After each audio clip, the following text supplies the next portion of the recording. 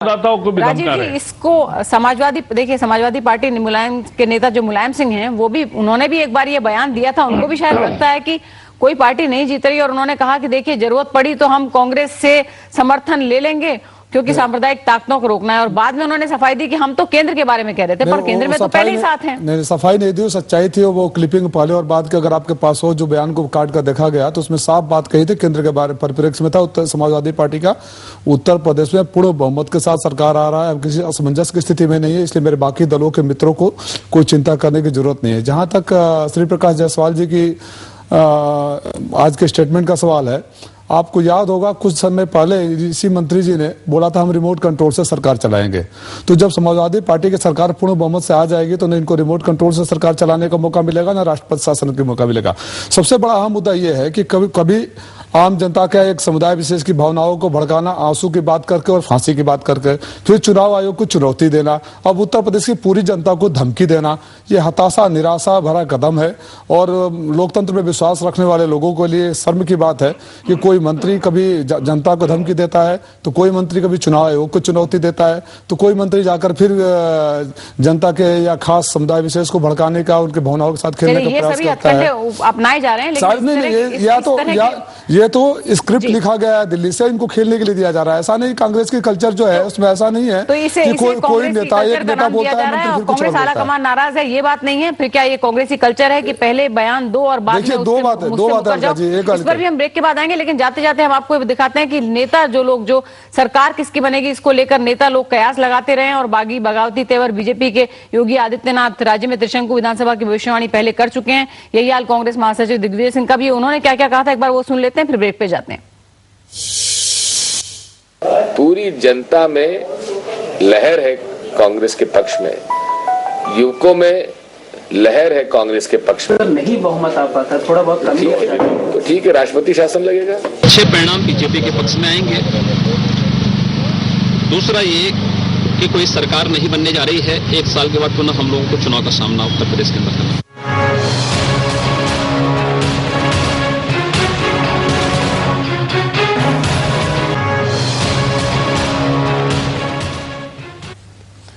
UP का महाभारत जारी है। 5वें दौर का मतदान आज खत्म हो गया, लेकिन लगातार बयानबाजी भी जारी है और इसको लेकर तरह तरह के आरोप पार्टियां एक दूसरे पर नेता लगा रहे हैं और इसमें संवैधानिक संस्थाएं भी बीच में आ रही हैं, उन पर भी निशाना साधा जा रहा है। ताजा मामला श्री प्रकाश जायसवाल का है, केंद्रीय मंत्री जिन्होंने एक बयान दे दिया और बाद में उसकी सफाई दी और कहा कि कांग्रेस अगर नहीं जीती तो राष्ट्रपति शासन लग सकता है उत्तर प्रदेश में। प्रदीप जैन जी का हमारे साथ कांग्रेस के नेता मौजूद है। दीप जी, आपने सुना कि आरोप ये भी लग रहा है कि ये जो सारी स्क्रिप्ट है, अभी समाजवादी पार्टी के नेता यहाँ हैं, वो कह रहे थे सारी स्क्रिप्ट दिल्ली से लिखी जाती है और ये लोग जो जाके बयान दे रहे हैं, कभी कोई मंत्री कभी कोई मंत्री, ये दरअसल उसका मंचन कर रहे हैं। निश्चित रूप से मैं एक बात पूरी आपसे कहना चाहता हूं कि इस चुनाव में समाजवादी पार्टी पूरी तरह से हताश है। इनकी मुख्यमंत्री कहते हैं कि हम बलात्कार पीड़ित महिलाओं को रोजगार देंगे, ये नहीं कहते कि हम कानून व्यवस्था ठीक करेंगे। तो आपने कहा भारतीय जनता पार्टी ने पूरी बात सुनी।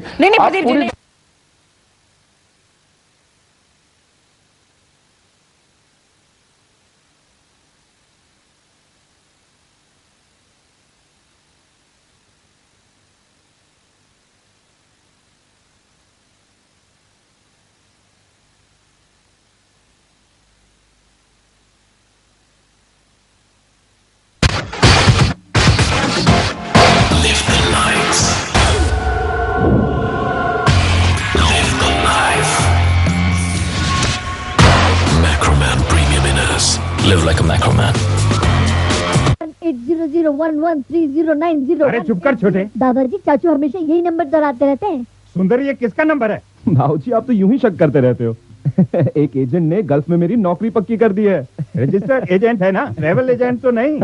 मैंने प्रवासी भारतीय कार्य मंत्रालय के टोल फ्री नंबर 1800113090 से सारी जानकारी हासिल कर ली है। एजेंट रजिस्टर्ड है, उसे फीस कितनी देनी है, कंपनी के बारे में और शाबाश। अधिक जानकारी के लिए प्रवासी भारतीय कार्य मंत्रालय, भारत सरकार। साइंस, मैथ्स, हिस्ट्री अब मस्ती से पढ़ेंगे, गलतियों का सामना अब खुद ही हम करेंगे, बिन डरे हर रोज अब हम बेस्ट दे सकेंगे, टीचर्स करेक्शन वर्क से रेस्ट ले सकेंगे।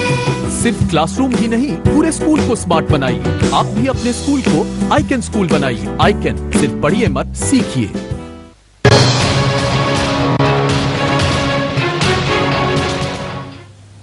प्रदीप जी, कुछ तकनीकी खराबी थी, आपकी बात हम तक पहुंच नहीं पाई, लेकिन सवाल ये है कि जो मुद्दा अभी है इसके बारे में कहा जा रहा है कि दरअसल केंद्र ये तय कर लेता है और उसके बाद ये नेता जाकर के उस स्क्रिप्ट को का मंचन कर देते हैं। और अगर ऐसा नहीं है तो कांग्रेस पार्टी ने क्यों नहीं आगे बढ़कर ऑफिशियली उस बयान से अपने आप को अलग किया? ये कपोल कल्पना है और इस तरह का कोई भी निर्देश ऊपर से नहीं होता है। और उन्होंने एक संभावनाओं पर सारी बात कही। उन्होंने पूरी बात कही कि हम पूर्ण बहुमत से उत्तर प्रदेश में कांग्रेस आएगी और सारे दल राहुल फोबिया से घबरा रहे हैं और वो तरह तरह के उसके अर्थ निकालते हैं। आज कांग्रेस अगर किसी कारण से पूर्ण बहुमत से नहीं आई तो हम सिंगल लार्जेस्ट में आएंगे। और इसके अलावा किसी भी चीज की स्थिति उत्तर प्रदेश में विकसित होने वाली नहीं है। लेकिन जो संभावनाएं हैं या जो संवैधानिक स्थिति है उसके बारे में उन्होंने बताया था। उन्होंने ना कोई धमकी दी। क्या ये माना जाए कि ये सफाई जो जायसवाल जो पलट गए जिसे हम कहें या फिर कहें कि सफाई दे दी, इसके बाद ये मामला खत्म समझा जाए? मुझे पता नहीं श्री प्रकाश जायसवाल वकील है कि नहीं, उस बात का लेकिन वकील उसको जिस ढंग से किया गया उसको मुझे पूछा जी जी आपसे पूछे जावड़ेकर। जनता पार्टी की बात नहीं तो ये बोलते ही जा रहे हैं ना, तो मुद्दा साफ है कि मुझे पता नहीं है कि श्री प्रकाश जायसवाल वकील भी है, यानी वो बचने के लिए फिर अब लिपापोती कुछ करना है तो बहाने ढूंढ सकते हैं। लेकिन जो बोल गए वो बोल गए और बोल गए बात वो साफ थी, वो दिल की थी, दिल की घबराहट थी और दिमाग का एक तानाशाही रवैया है वो था और इसलिए उन्होंने धमकाने का भी काम किया। एक ही साथ हताशा को धमकी में बदलने की कला कांग्रेस को बहुत अच्छी आती है। लेकिन बात साफ है कि ऐसे कामों से कांग्रेस के भविष्य में कोई फर्क नहीं होने वाला है।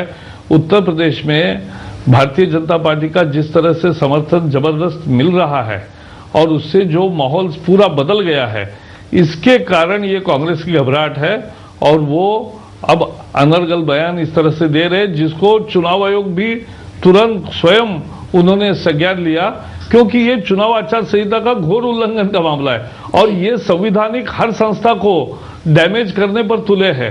कभी कैट को डैमेज करते हैं, कभी सीबीसी को गलत आदमी रोकते हैं। बहादुर जी, ये संवैधानिक संस्था की बात जावड़ेकर जी कर रहे हैं कि संवैधानिक संस्थाओं को चोट पहुंचाने को, उनको कमजोर करने के लिए कांग्रेस आती हुई दिखती है। संवैधानिक संस्थाओं को ताकत दी है। देखिए संविधान का अलका जी इसको समझिए जी।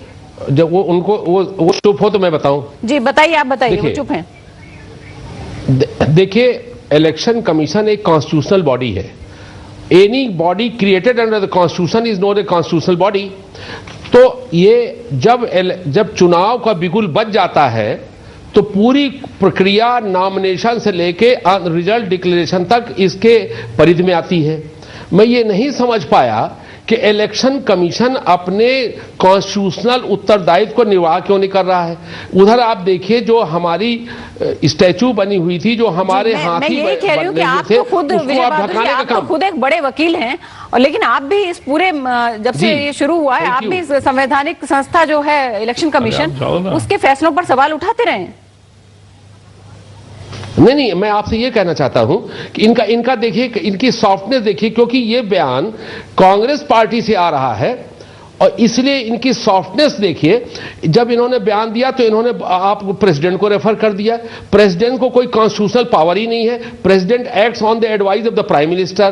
तो मैं ये कहना चाहता था कि अगर कांग्रेस की जिस तरह से डरा और धमका रहे हैं, ये तो सरासर उल्लंघन है। तो चलिए एक आखिरी में रिएक्शन कमीशन को राजीव राय जी हमारे साथ मौजूद है, उनसे लूंगी। राजीव जी, ये बताइए कि आपको भी लगता है कि कहीं ना कहीं ये सब जो हो रहा है इसमें कि संवैधानिक संस्था इलेक्शन कमीशन जो अपने अधिकारों का ठीक से प्रयोग नहीं कर पा रही? देखिए सही में अब लगने लगा है, क्योंकि समझ में नहीं आ रहा है कि एक जो सरकार है, सरकार के मंत्री और बड़े नेता बार बार इलेक्शन कमीशन को चुनौती दे रहे हैं, प्रदेश की जनता को धमकी दे रहे हैं, भावनाओं का मजाक उड़ा रहे हैं, कोई पार्टी का मैनिफेस्टो बताकर ड्रामा ऐसे ही स्टेज से फाड़ रहे हैं। इस तरह की जो हरकतें राजनीति को किस निचले स्तर पर ले जाएगी, कांग्रेस राजनीति को कहां ले जाना चाहती है, इसकी इस समय जब चुनाव की प्रक्रिया जारी है तो चुनाव आयोग की जिम्मेदारी बनती है कि चाहे कोई भी पार्टी हो, कांग्रेस की पार्टी हो, मेरी पार्टी हो, किसी और की पार्टी हो, इस तरह की राजनीतिक हरकतों के खिलाफ सख्त कार्रवाई करे। ये लिपापोती का काम मुझे सही नहीं लग रहा है। बहुत बहुत शुक्रिया आप चारों नेताओं का हमारे साथ जुड़ने के लिए। लेकिन कुल मिलाकर संवैधानिक संस्था को अगर रूलिंग पार्टी, सरकार के कोई मंत्री या खास तौर से जो रूलिंग पार्टी के कोई नेता अगर उनका मखौल उड़ाते हैं, उन पर टीका टिप्पणी करते हैं, तो ये लोकतंत्र के लिए कम से कम अच्छी बात नहीं कही जा सकती। ब्रेक लेते हैं और ब्रेक के बाद देखिए हमारी खास पेशकश, सैफ नायक या खलनायक।